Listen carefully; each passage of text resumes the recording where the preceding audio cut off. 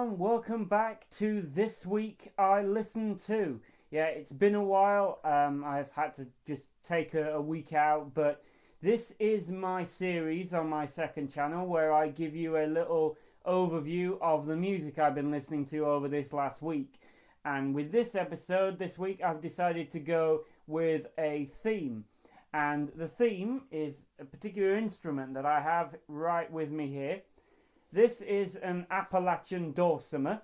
I've had this for like a year, and I've only really started digging it out recently over the last week or so.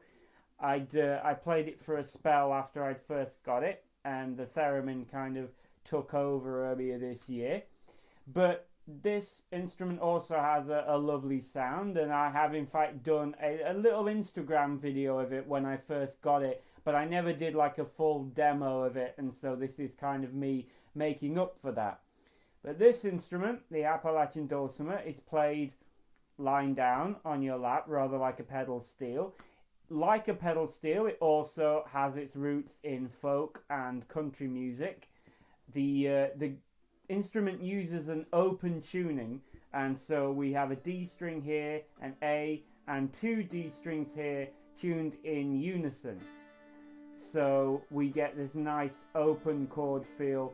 We're actually only getting two notes at the same time because obviously we've got the octave and then we've got the A in the middle. And so the way I play it is that I use this little pick I have on my thumb here, and I just play anything really, because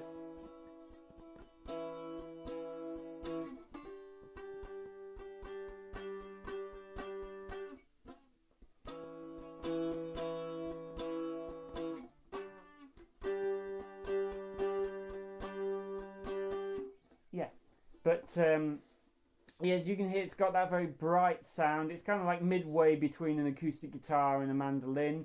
And I'm gonna stop talking about the instrument itself and actually move on to a playlist that I've been listening to on Spotify called Appalachian Dulcimer. It was put together by a guy called Nick Pinn, and he's got a couple of his own tracks on there that he integrates with it with all these other different artists. And so he has a couple of tracks on there from Joni Mitchell's Blue from 1971, which are very good examples of the dulcimer, mixed with her voice, which is like a very traditional folk voice in that it can reach those lower notes and those higher notes, often within the same vocal phrase. And yeah, her use of it is really, really pioneering.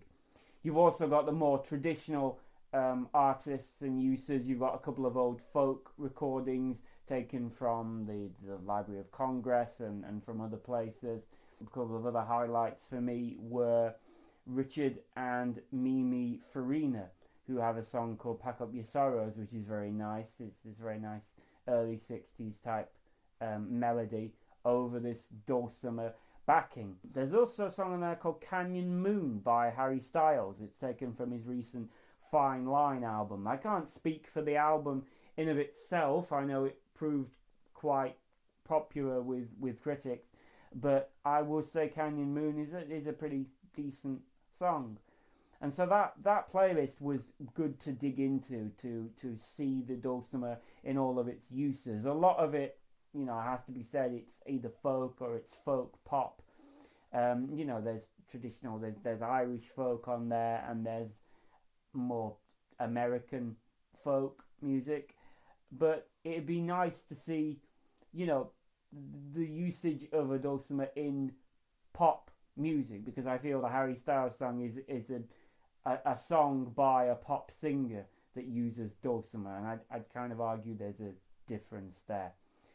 I was also told to check out a group called Botanist, who use a hammered dulcimer, which is a very different type of dulcimer. Actually is more like a harp, where you, as the name suggests, you hit the strings with little hammers, and so it's kind of like almost a cross between a harp and marimbas in terms of the way that it's actually played. And what they do is they treat it and they amplify it and they've got some hard drumming in the background, and they've got some heavy metal screaming in the vocals, which is not usually my kind of thing, I have to say. I think Botanist did it a bit better than some other artists I've heard. On an EP they did in collaboration with a group called Palace of Worms, where they each contributed a couple of tracks.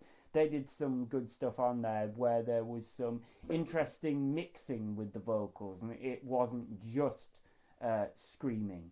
And you know, everything was balanced a little bit better, and it wasn't too overwhelming and overpowering. I can't see me revisiting it at any time in the future, but there there you are. But the Appalachian Dulcimer playlist by Nick Pinn, I'd be keen to see if he adds anything extra to this, but I think the playlist was a very nice listen that I would, grading it, I would probably give it a good 8 out of 10. The botanist material, I'd have to give my points more based on creativity and sort of ambition. And there's some musical textures in there that I quite like, where the dulcimer sounds a bit more like a honky tonk piano because it's more reverbed and amplified. But on the whole, I'd probably give the botanist material that I have heard a 4 out of 10. So that is my video on the Appalachian dulcimer, and indeed the hammered dulcimer and its uses. This may very well have been a shorter video than previous. I'm hoping to get these out every week. I'm sorry I missed one, but hopefully you can see more and more of these in the future and find out more about the kind of thing that I'm into or that I'm getting into. And so until next time, thank you for watching.